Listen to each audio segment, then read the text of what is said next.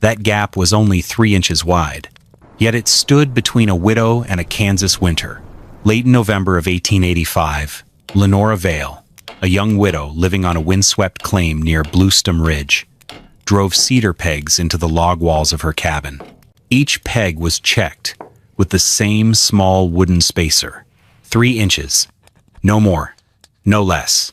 The quilts she lifted onto those pegs were the finest her family owned. One had been stitched before her wedding. Another had crossed the prairie in a wagon years earlier. Mara watched from the table, with a rag doll resting in her lap. Tuck lay across the doorway, his nose pointed toward the cold prairie beyond it. The cabin contained more quilts than firewood now. Outside, the remaining woodpile looked painfully small. When Agnes Whitcomb, the woman who led the local ladies' aid circle, stepped through the door, she noticed both things at once. She stopped before removing her gloves. "What in heaven's name are you doing?" Lenora placed the spacer behind the quilt, trying to make 2 weeks of wood last until spring. Agnes stared at the narrow space between the fabric and the logs. "Quilts belong on beds," she said. "They are meant to cover people, not walls." Her eyes settled on the faded stitching of the wedding quilt. "You are ruining things your family spent years making." Lenora drove another peg into the timber. The hammer answered before she did. Agnes moved closer and lowered her voice. "Everyone knows how little fuel you have left. Winter has barely begun, and there is no one here to cut another pile." The meaning was clear. Her husband Caleb had passed away. Lenora was alone. Agnes suggested selling the claim while it still had value. A widower near Dodge City might also be willing to take a wife with a young daughter. Lenora tested the peg with her hand. "I am not looking for someone to keep me warm," she said. "I am trying to keep the warmth from leaving." Agnes glanced toward the woodpile again. 2 weeks of fuel did not sound like enough time to prove anything. The 2-week estimate was not a fearful guess. Lenora had counted every remaining log. 3 weeks earlier, Tuck had barked for hours after dark. The old dog rarely made noise without reason. By sunrise, wagon tracks cut through the frost behind the shed. Fresh ruts led away from the claim and disappeared into the prairie. Nearly half the woodpile was gone. No witness had seen the thieves. No neighbor would speak of it. Even so, Lenora had her suspicions. Around Bluestem Ridge, one name seemed to appear whenever desperate families sold land for less than it was worth: Silas Reddick. A land speculator with a patient smile and a habit of arriving just before people ran out of options. Over the past year, he had purchased several struggling claims at bargain prices. Now his attention had shifted toward the Vale property. The stolen logs had shortened Lenora's winter margin to 14 days. They had also turned the last wood Caleb ever cut into a weapon against his family. Caleb Vale had built most of that woodpile during the final weeks of summer. Early in the fall, he went down to the creek bottom to recover a cottonwood trunk before rising water carried it away. The bank was soft from rain.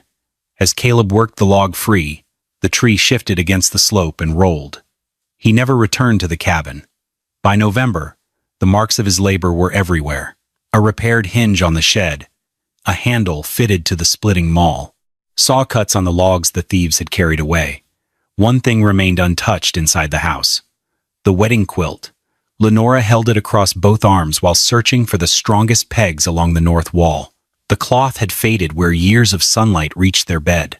Mara watched her mother lift it. "Would Pa be angry that you're hanging it up?"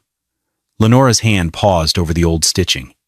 Outside, wind pressed against the logs.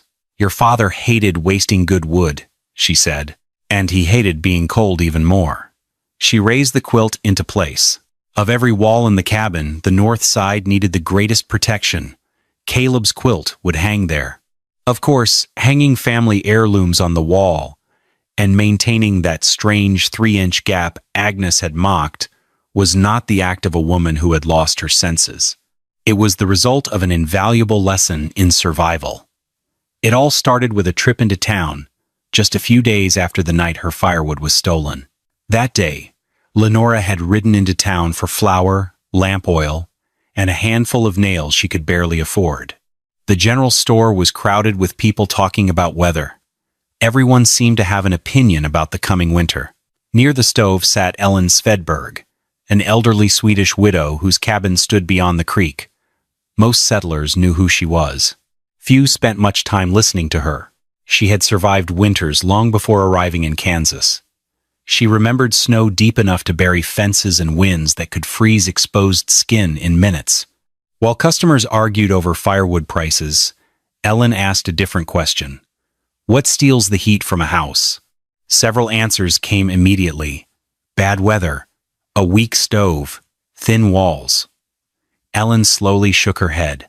Then she pointed toward the door as a gust of cold air swept through the store. Wind, she said. The room grew quiet. Wind takes whatever it can touch. Something about the way she said it made Lenora stay where she was. The old woman wasn't talking about winter. She was talking about a problem. And for the first time since Caleb's death, Lenora heard the possibility of an answer.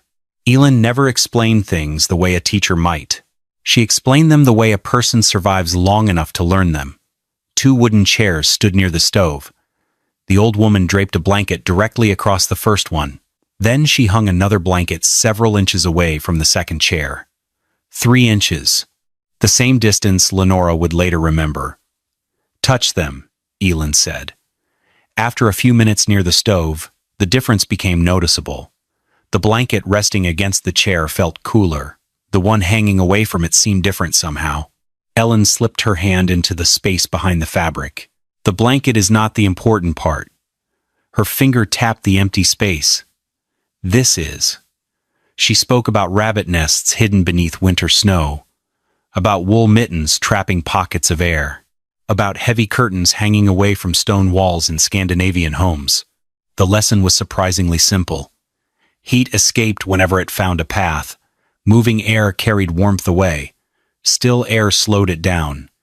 People spend their lives trying to make more heat, Elin said.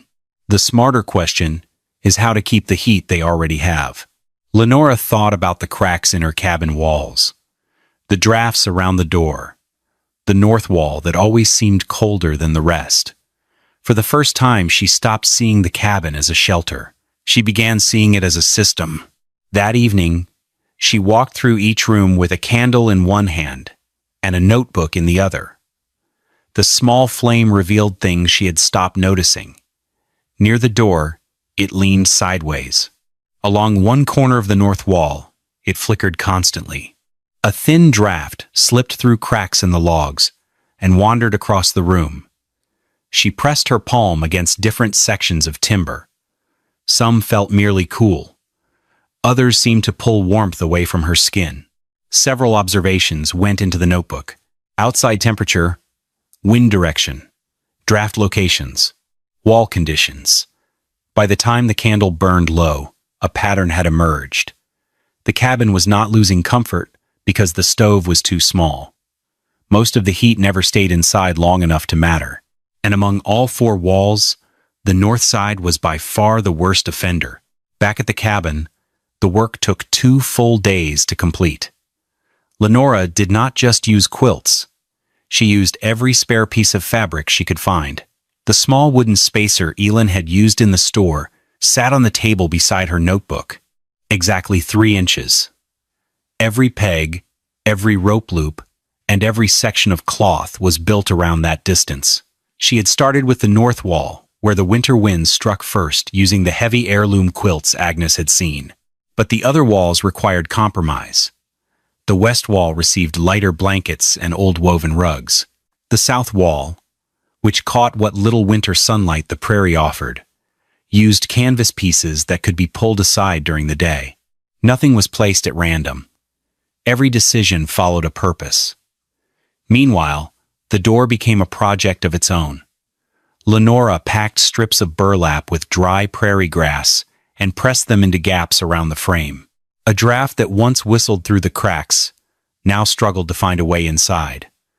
Several feet behind the door, she hung a heavy canvas curtain from a simple wooden rail. Anyone entering the cabin would pass through 2 barriers instead of 1. An airlock. A small thing. Yet Elin insisted small things often decided whether a house stayed warm. Mara handed over pegs, collected dropped tools, and carefully marked measurements in the dirt, whenever her mother asked. Tuck spent most of the time stretched across the doorway, rising only when someone approached the property. By the end of the second evening, the cabin looked strange.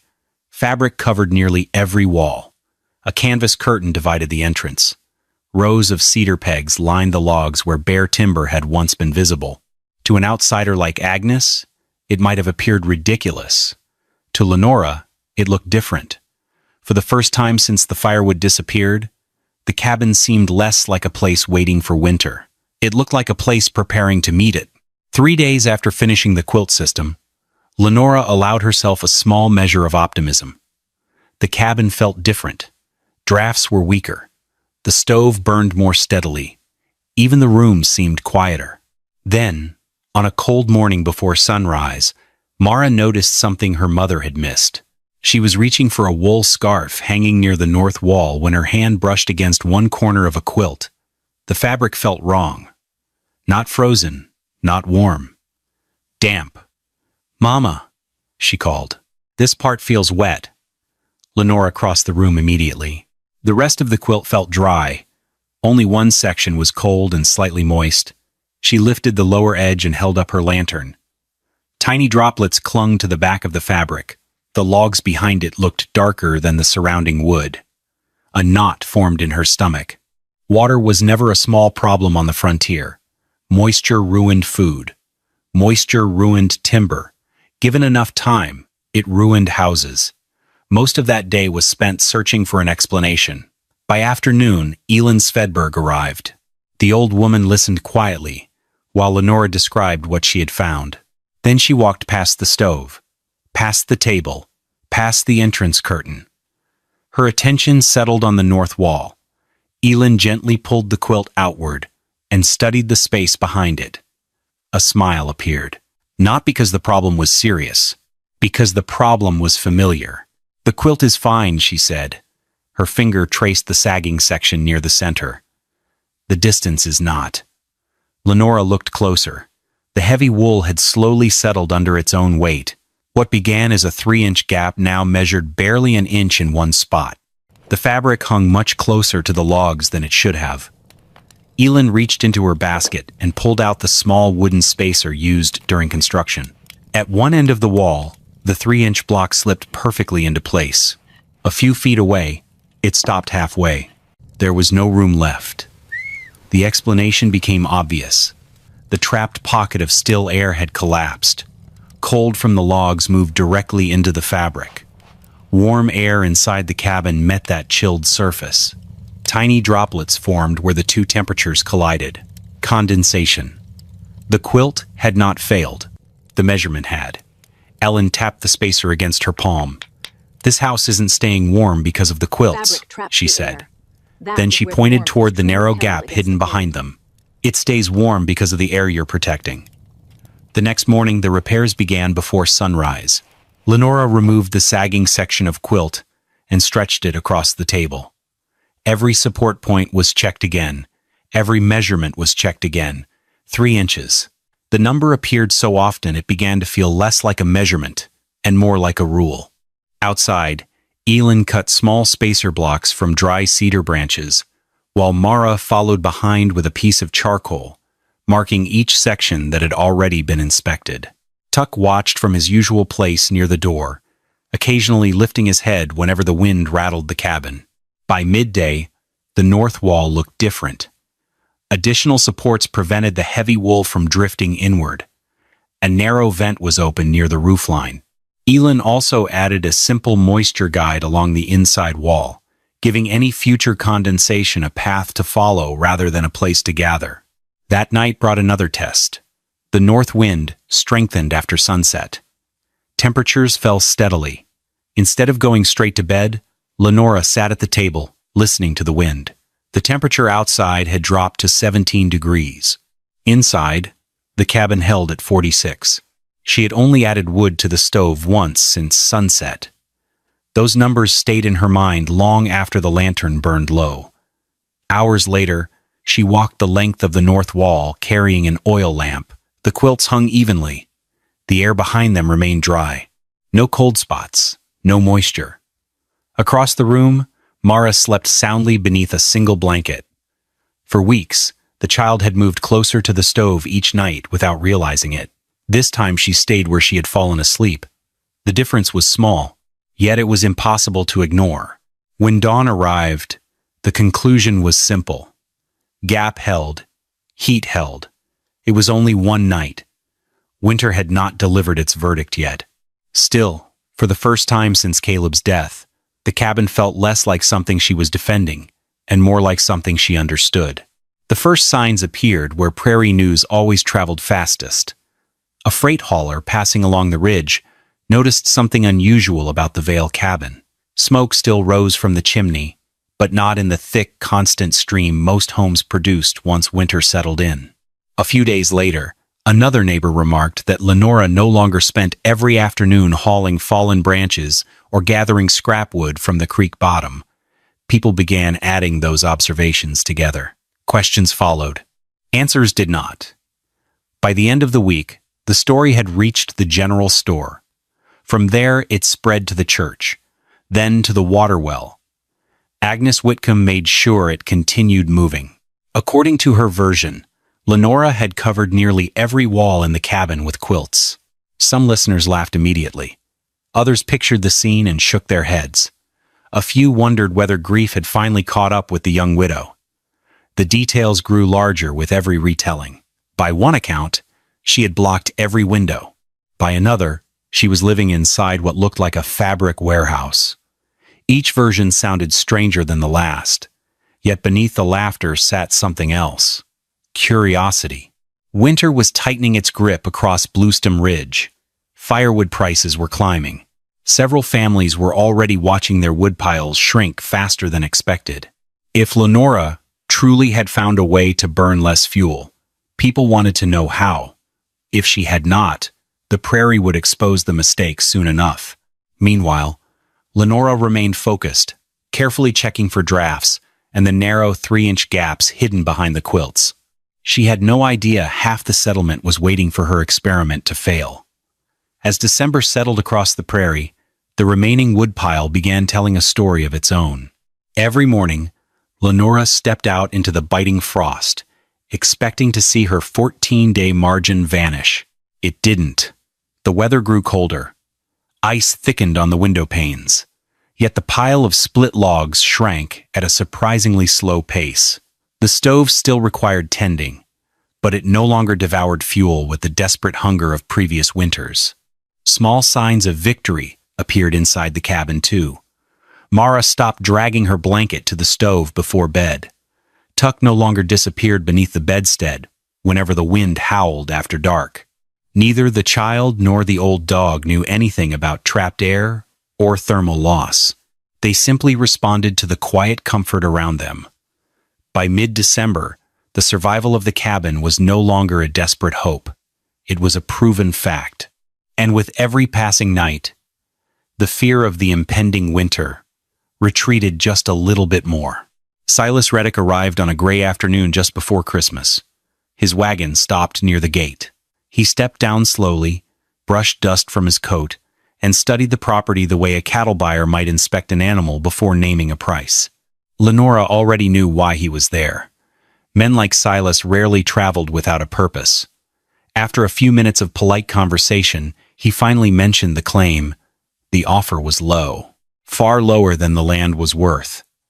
Yet he presented it as generosity. "Winter has a way of changing people's plans," he said. "I've seen more than one widow discover that spring was farther away than she thought." Lenora listened without interrupting. The prairie wind moved through the dry grass between them. When Silas finished, she declined the offer, calmly, directly. Nothing in her voice suggested hesitation. For a moment, his eyes drifted past her shoulder toward the remaining woodpile. The stack was smaller than he expected. That seemed to reassure him. A faint smile appeared. Silas had built a career on patience. He understood shortages. He understood pressure. Most of all, he understood winter. At least he believed he did. The conversation ended soon after. As his wagon rolled away from the cabin, he never looked back at Lenora. His attention remained fixed on the shrinking pile of firewood. In his mind, the season would finish the negotiation for him. All he had to do was wait. By the final week of December, the Prairie began sending warnings. The barometer at the general store dropped steadily. Old-timers who rarely agreed on anything suddenly agreed on one thing. A hard storm was coming. The north wind shifted first. Then it strengthened. Then it stayed. Lenora recognized the signs and went back to work. The entrance curtain was checked and tightened. The airlock was inspected from top to bottom. Fresh stuffing was packed into sections of the door gasket where the burlap had settled. Inside the cabin, Mara helped tie additional support cords to the heaviest quilts along the north wall. Neither of them wanted another section to sag and steal away the precious 3-inch gap. Even Tuck seemed uneasy. The old dog paced between the door and the window several times before finally settling down. Outside, the sky remained gray. The temperature kept falling. Far beyond Bluestem Ridge, the storm was gathering strength. Soon, every cabin in the settlement would face the same test. Nature was preparing to deliver its verdict. The storm arrived before dawn. Wind slammed into Bluestem Ridge, with enough force to shake loose snow from rooftops and drive it across the prairie like white smoke. By midday, visibility had nearly vanished. Fence posts disappeared one by one beneath drifting snow. Then the temperature plunged. 0, -10, eventually -18 degrees. The blizzard remained for 4 straight days. Outside, cabins fought for survival. Stoves burned almost constantly. Firewood vanished at alarming rates. Men stepped into the storm to refill wood boxes and returned covered in frost. The church consumed fuel faster than anyone expected, its stove glowing from morning until night. Inside the Vale cabin, a different story unfolded. Not a comfortable one, not an easy one, but a controlled one. Each morning, Lenora recorded the numbers. Outside, temperatures dropped. Wind speeds increased. Snow continued to pile against the walls. Inside, conditions changed far less. The stove still required attention, but not every few hours. Heat lingered longer after each fire. The north wall remained dry. Mara spent part of the afternoons reading beside the table while snow hammered against the cabin. Tuck slept near the entrance curtain, occasionally lifting an ear whenever the wind struck the building particularly hard. Night became the true test. Across the settlement, many families woke repeatedly to feed their stoves. The Vale cabin remained quiet. No hurried footsteps crossed the floor before dawn. No frantic search for extra fuel interrupted sleep. Only the steady ticking of cooling iron and the distant howl of winter beyond the walls. Nature had finally begun its examination. And for 4 relentless days, the small spaces hidden behind those quilts continued doing exactly what Elin Svedberg had promised they would do. By the 3rd day of the blizzard, Reverend Amos Pike made a grim discovery. The church woodshed was nearly empty. Cords of wood, meant to last deep into January, had been devoured by the storm in a matter of days. Across Bluestem Ridge, the same quiet panic was spreading. The storm pulled heat through thin walls and loose windows faster than the stoves could replace it. Wood piles shrank drastically. Men risked the blinding snow just to drag frozen branches from the creek beds to keep their families from freezing. In her own drafty sitting room, Agnes Whitcomb wrapped another heavy shawl around her shoulders. Her previous mockery had faded into a troubled silence.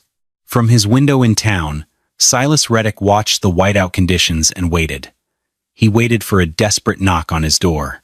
He waited for Lenora Vale to wade through the drifts and sign away her land for a fraction of its worth. No knock came.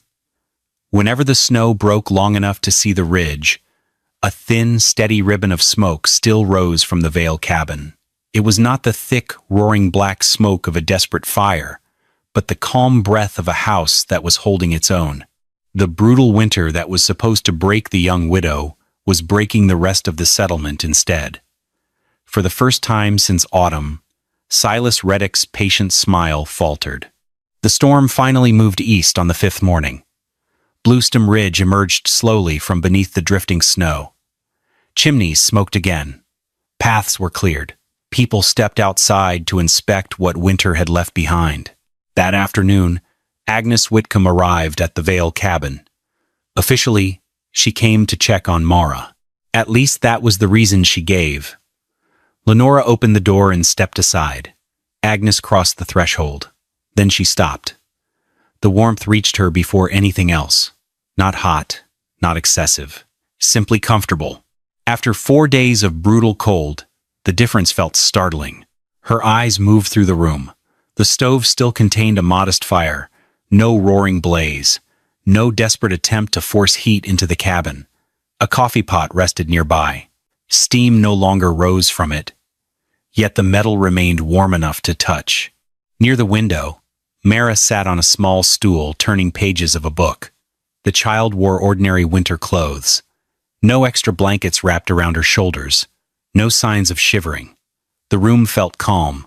Outside, snowdrifts stood nearly waist-high in places. Inside, nothing suggested a family fighting for survival. Agnes slowly approached the north wall. Her hand brushed the edge of one quilt. Curiosity replaced skepticism. She pulled the fabric outward slightly. For the first time, she noticed the hidden space behind it. 3 inches, running the length of the wall. The same gap Lenora had measured again and again. Neither woman spoke for several moments. The cabin itself seemed to be answering questions that words never could. Agnes had expected hardship. What she found instead was evidence. Eventually, Agnes's attention settled on the notebook lying open on the table. Lenora noticed where she was looking. Without ceremony, she slid it across the surface. Agnes began turning pages. Entry after entry filled the paper. Dates, temperatures, fuel usage, weather conditions, measurements. The records covered weeks. Then she reached the pages from the blizzard. Outside temperature, -18 degrees Fahrenheit. Inside temperature, 41 degrees Fahrenheit. North wall gap, 3 inches. Fire added. After sunset, 1. The next entry looked similar, and the one after that. Agnes read quietly. No one interrupted her. As the numbers accumulated, a comparison formed in her mind whether she wanted it to or not.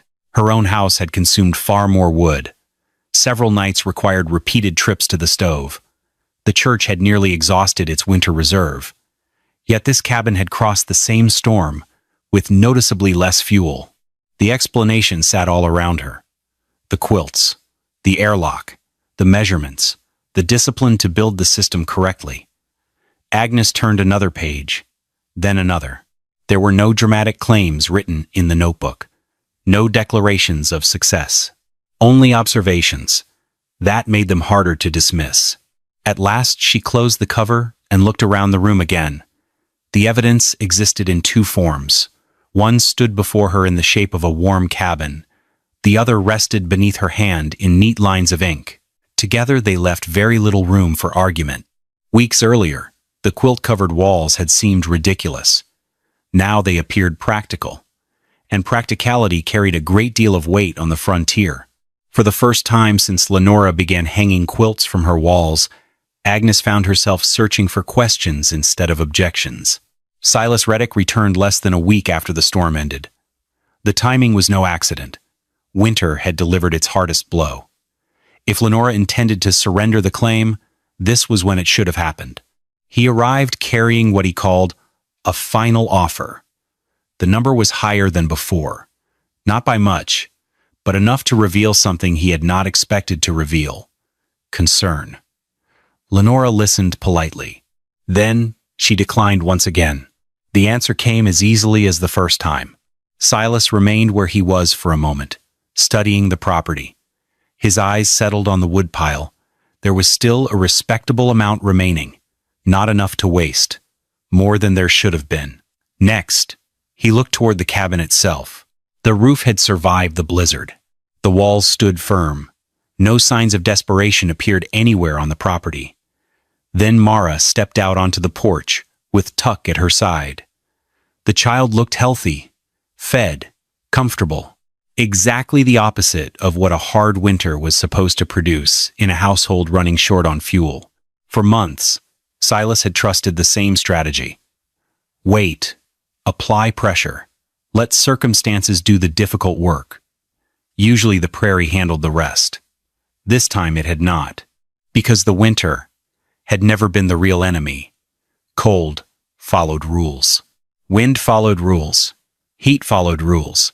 Lenora had taken the time to understand them.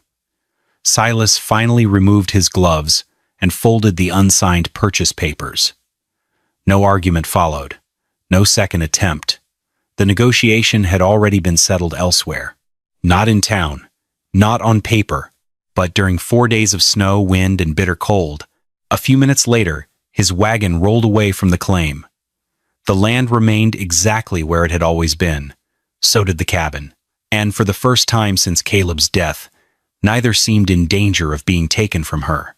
Spring did not arrive all at once. First, the snow withdrew from the south sides of barns. Then wagon ruts softened into mud, and the creek began moving again beneath the broken ice. As soon as travel became easier, people started coming to the Vale cabin. They no longer came to stare. They brought rulers, cedar pegs, scraps of canvas, and questions about the narrow space behind the quilts. Lenora showed them where the heaviest fabric belonged, how to prevent it from touching the logs, and why the curtain behind the entrance mattered. Ellen Svedberg handled the explanations that required patience. She drew simple diagrams in the dirt, then taught each family to find drafts with a candle flame. The answer everyone wanted was always the same. 3 inches. Enough room to trap a layer of still air, but narrow enough to keep that air from circulating freely. Agnes Whitcomb never apologized for what she had said. By autumn, however, cedar pegs appeared along the north wall of her own house. A canvas curtain hung behind her front door. Before the first freeze, she measured the gap twice. That quiet imitation carried more weight than an apology ever could. The following winter provided another test. Elias Crow, an old freighter who had doubted the method at first, kept a record after hanging 2 quilts along the coldest wall of his cabin. His firewood use fell by nearly a third. Other families reported similar results. The method was no longer something that had worked once for one widow. It had become knowledge that could be repeated. Within a few years, quilted walls and small entrance airlocks appeared throughout Bluestem Ridge. Families still needed fires, but their stoves burned lower, and their wood piles lasted longer. Elin lived long enough to see the change. When she died one spring morning, she left behind no large property and no monument in the town square. What remained was more useful. People across the ridge understood where their heat escaped, and they knew how to slow that loss with materials already inside their homes. Lenora continued teaching what Ellen had taught her. As Mara grew older, she held the wooden spacer while younger children passed cedar pegs to their parents. Tuck eventually disappeared from his familiar place near the door, though Mara continued stepping around that empty spot for years afterward. The wedding quilt remained on the north wall until the Vale family built a larger frame house. Later, it was folded and stored with Lenora's notebook. Its stitching was never perfect. Several patches had faded, and one edge still carried a faint stain from the early condensation failure. That mark remained part of its story. The quilt had helped preserve a cabin, protect a land claim, and hold together the life Lenora and Mara were rebuilding. Frontier survival often depended on finding more fuel, more food, or more strength. That winter taught Bluestem Ridge a different lesson. Sometimes survival began by protecting what had already been earned. The fire produced the warmth. The quilt slowed its escape. But the real secret had always been the 3 inches of still air hidden between the fabric and the wall.